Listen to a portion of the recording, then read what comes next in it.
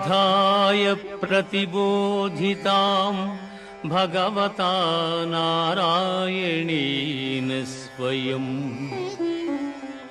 व्यासेन ग्रथितां पुराणमुनिना मध्ये महाभारतम् अद्वैतामृतवर्षिणीं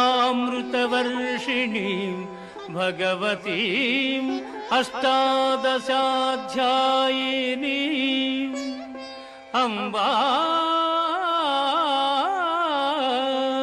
त्वामनुसन्दधामि भगवद्गीते भवद्वेषिणीं भगवद्गीते भवद्वेषिणी। భగవద్గీత మహాభారతము యొక్క సమగ్ర సారాంశము.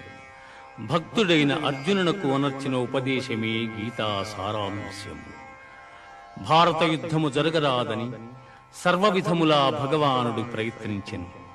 కాని ఆ మహానుభావుని ప్రయత్నములు వ్యర్థములాయను. అటు పిమ్మట శ్రీకృష్ణుడు పార్థునకు సారథి అయి నిలిచెను.